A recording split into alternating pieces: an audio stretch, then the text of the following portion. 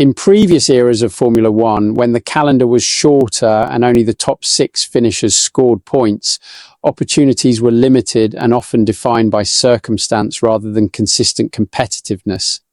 For teams operating near the back of the grid, a single result in unpredictable conditions could transform the narrative of an entire season.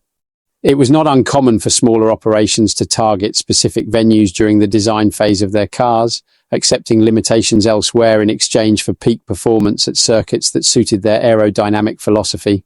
Characteristics such as long straights or flowing high-speed sections frequently influenced how teams allocated development resources across a campaign. That strategic approach is expected to return in a different form under the 2026 regulations, as engineers begin to anticipate wider performance variation from one circuit to another.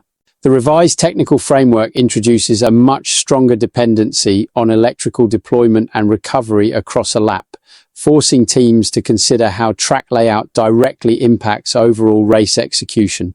Under the new system, circuits are already being informally categorized as either energy-rich or energy-poor. Tracks with frequent low-speed corners, such as Monaco or Singapore, are likely to provide more consistent opportunities for energy harvesting throughout the lap.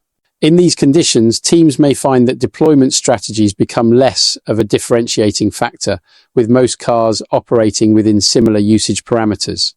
By contrast, faster venues such as Melbourne, Baku, Las Vegas, Monza, and even medium to high-speed circuits like Barcelona present a different scenario. Long straights combined with flowing corners reduce the number of viable recovery zones, meaning motoristas may need to adapt their throttle application mid-lap to avoid exhausting stored electrical energy prematurely. This becomes particularly relevant during outlaps in qualifying conditions where maintaining sufficient battery charge before initiating a push lap is essential. At circuits like Barcelona, managing deployment through corners such as turn 3 or balancing energy use between turns 5 and 9 becomes a complex optimization exercise rather than a straightforward driving input. Haas team principal Ayao Komatsu highlighted an additional layer of complexity during discussions in Bahrain.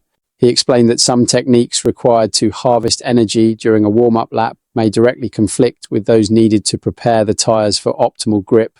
The outlap will also be difficult, he said. The requirements to prepare the battery versus preparing the tyres end up conflicting. Komatsu also pointed to circuits like Baku or Las Vegas as examples where achieving both objectives simultaneously could prove especially demanding. In these cases, teams must identify a compromise between electrical readiness and tyre performance before a timed lap begins. McLaren team principal Andrea Stella confirmed that discussions have already taken place with the FIA regarding potential adjustments to recovery limits. There are all the conditions to recover 350 kilos with the motorista on full throttle, he said during the final day of testing in Bahrain, adding that the governing body will ultimately decide whether such changes are implemented.